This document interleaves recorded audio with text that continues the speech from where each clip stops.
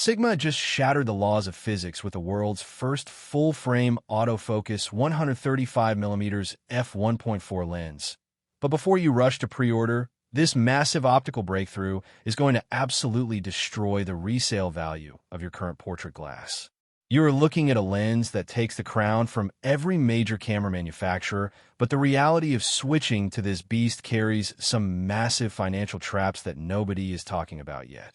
If you own the Sony 135mm f1.8 G Master or the Canon RF 135mm f1.8, your trade-in value is about to drop off a cliff within the next 30 days. We are seeing a complete shift in premium pricing tiers. And if you make the wrong buying decision today, you could be flushing thousands of dollars down a drain. Andrea Pizzini over at Sony Alpha Rumors has been hinting at a Super Telephoto Prime for months, but even he did not predict a true f1.4 at this focal length with autofocus. Digicam Info dropped the raw optical specs late last night, and when you look at the actual engineering here, it makes first-party lenses look completely overpriced. We need to talk about exactly what this Sigma Art lens means for your return on investment as a professional photographer or high-end enthusiast. Let's start with the most aggressive claim here, which is that f1.4 aperture at 135mm.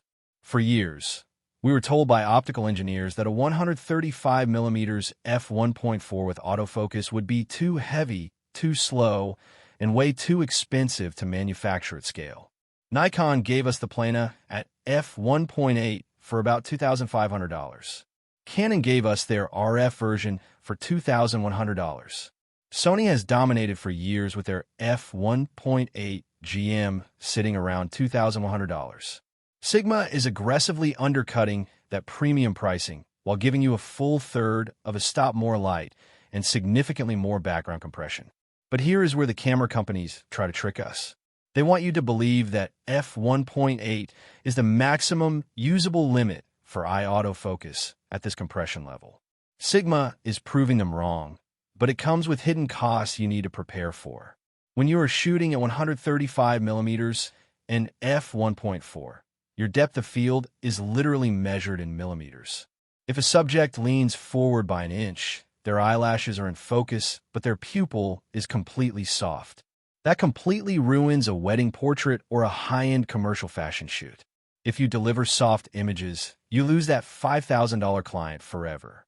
Sigma knew this, which is why they did not just slap a standard motor in here.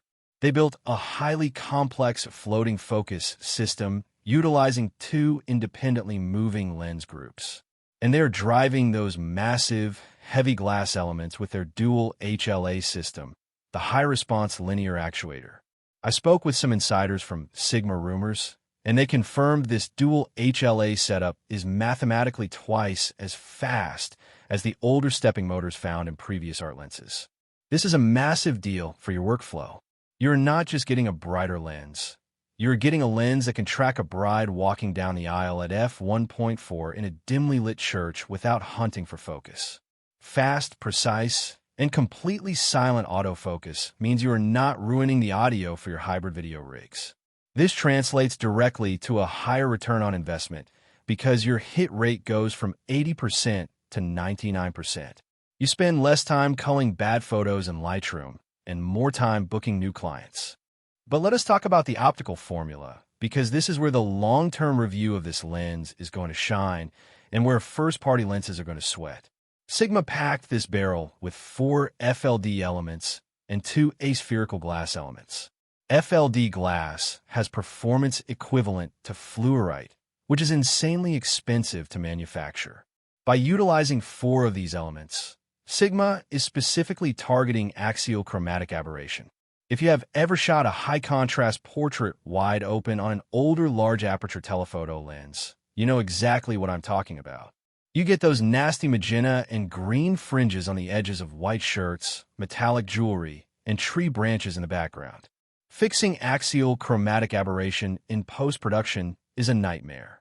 It takes minutes per photo, and if you are batch editing 1,000 wedding photos, that is hours of unpaid labor.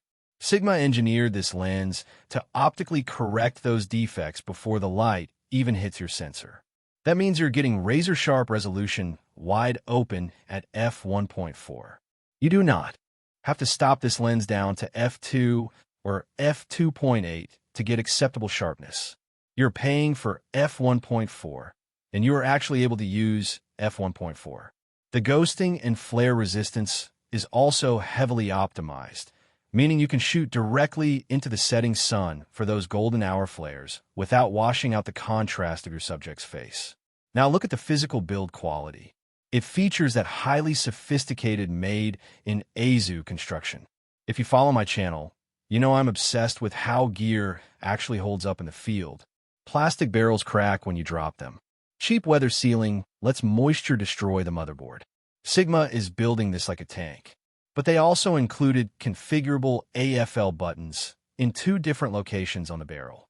This means whether you're shooting in landscape orientation or flipping the camera vertically for Instagram Reels and TikTok portraits, your thumb naturally rests on a custom button.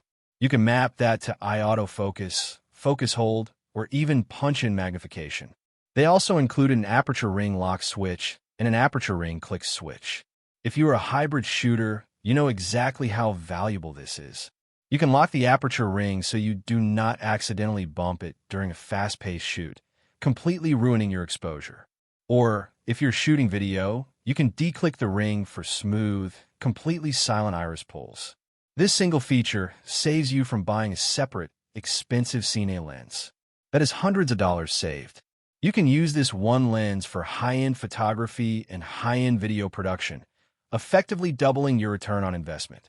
We also have to analyze the bokeh rendering, because that is the entire reason you buy 135mm F1.4.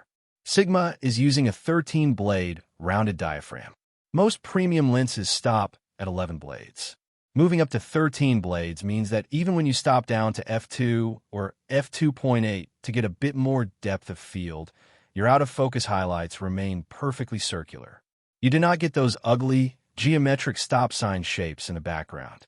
You get incredibly smooth, buttery bokeh without color bleeding or double edges. It gives your images this massive sense of three-dimensional pop. Your subject looks like they are cut out and pasted onto a painted background. This is the exact visual aesthetic that high-paying clients expect when they hire a professional. It instantly separates your work from someone shooting on a kit lens or an f2.8 zoom. But here is a detail no other leaker is talking about right now, and it is exactly why you need to hold onto your wallet for a second. We need to do the math on the total cost of ownership because the sticker price is just the beginning.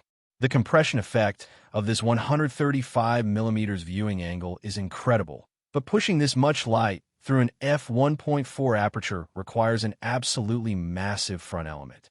I'm talking about a filter thread size that is going to force a major price hike for your accessory kit.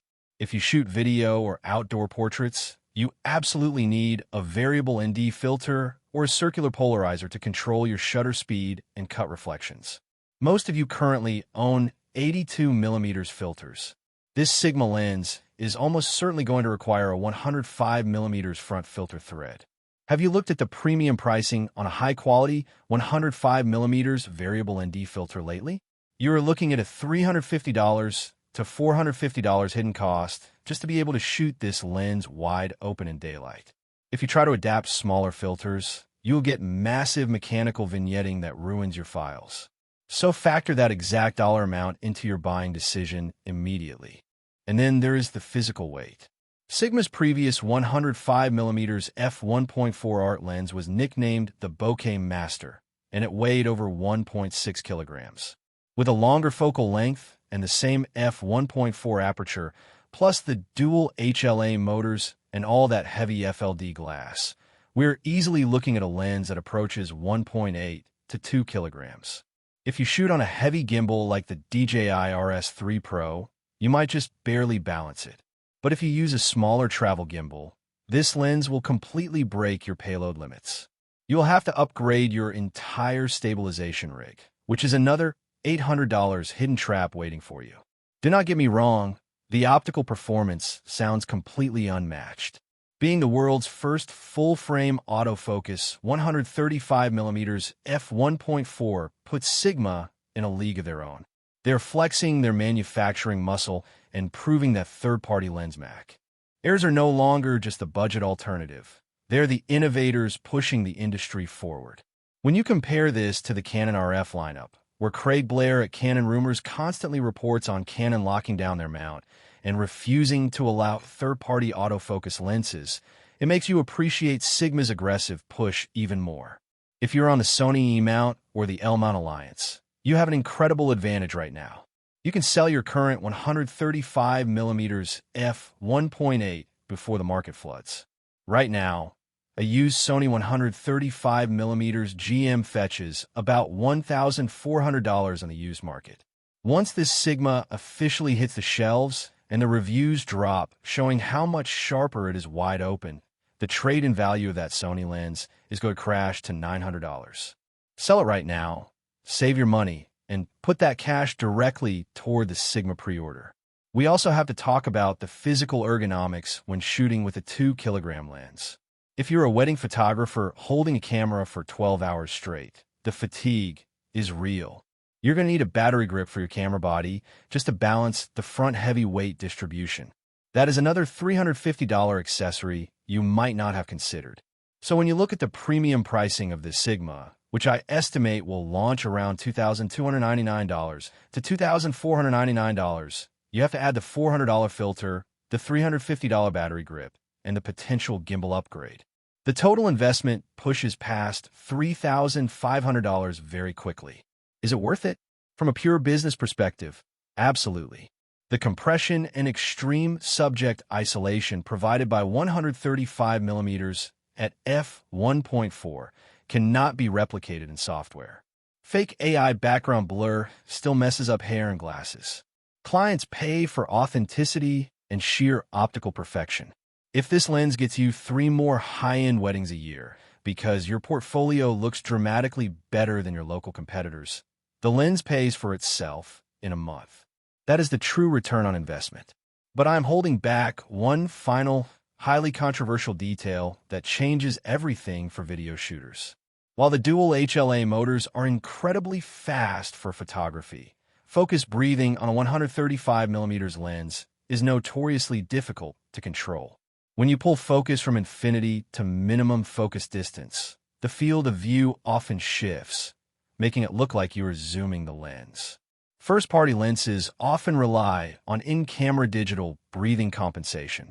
Because this is a third-party lens, Sony and Canon might artificially block this lens from utilizing the camera's built-in breathing compensation software. This is a classic tactic to protect their own lens sales. If you're a dedicated videographer relying on rack focuses, this could completely ruin your cinematic shots. You need to wait for my full long-term review where we test the exact focus breathing mechanics before you drop $2,000. The optical resolution, the 13-blade bokeh, the Azu build quality, and that f1.4 light gathering are incredibly tempting. Sigma has successfully built the ultimate portrait prime. Just be hyper-aware of the filter costs, the physical weight penalty, and the potential software limitations imposed by the camera brands.